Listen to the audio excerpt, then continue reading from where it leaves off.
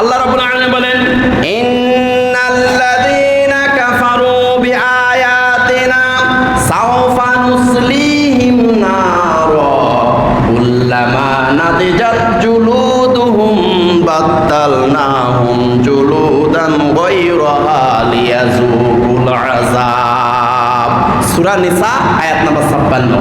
আল্লাহ রাব্বুল আলামিন বলেন, ইন্নাল্লাযীনা কাফারু বিআয়াতিনা, যারা আমার আয়াতসমূহকে অস্বীকার করেছে, আমি আল্লাহর নিদর্শন সমূহকে দেখে অস্বীকার করেছে, যে তোমার ছাদ কোনো ফিলার ছাড়া টেকে না, তোমার ঘরের চালা কোনো ফালা ছাড়া এটা টেকে না, এটা তুমি দেখেছ।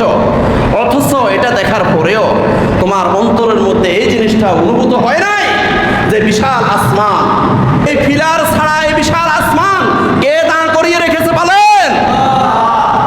ইন্নাল্লাযীনা কাফারু বিআয়াতিনা, যারা আমার নিদর্শন সমূহকে অস্বীকার করেছে, আমার নিদর্শন সমূহ তারা দেখে অস্বীকার করেছে, আল্লাহর আয়াত সমূহ যারা অস্বীকার করেছে, আল্লাহর কোরআন যারা অস্বীকার করেছে।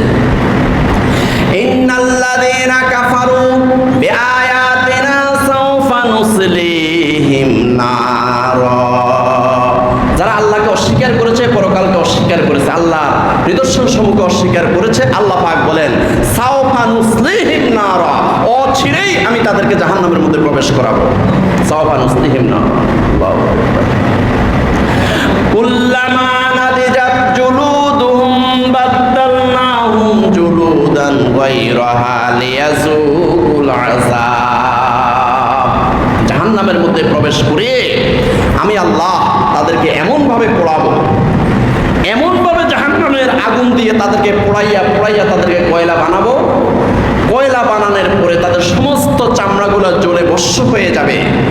বাদদালনাহুম জুলুদান গায়রাহা, আমি আল্লাহ আবার তাদের দেহের মধ্যে নতুন নতুন চামড়া গজিয়ে দিব, লিয়াযুকুল আযাব, আযাব ভোগ করার জন্য। নাউযুবিল্লাহ বলেন। কারণটা কি? দুনিয়ার মধ্যে একজন অপরাধীকে পূর্ণাঙ্গ শাস্তি দেওয়া সম্ভব নয়। একজন অপরাধী হাজার অপরাধ করেছে, মনে করেন 1000 মানুষকে খুন করেছে, হত্যা করেছে, অন্যায়ভাবে 1000 মানুষকে হত্যা করেছে। এখন সরকার বাহাদুর যদি তাকে অ্যারেস্ট করে, অ্যারেস্ট করার পরে তারে যদি শিরোচ্ছেদ করে অথবা ফাঁসি দেয়, তাকে যদি মৃত্যুদণ্ড দেয়, তাহলে বলেন কয়বার মৃত্যুদণ্ড হলো? কয়বার? একবার। কিন্তু সে 1000 মানুষকে হত্যা করেছে। তাহলে একটা মানুষের পরিপূর্ণ শাস্তি দুনিয়াতে দেওয়া সম্ভব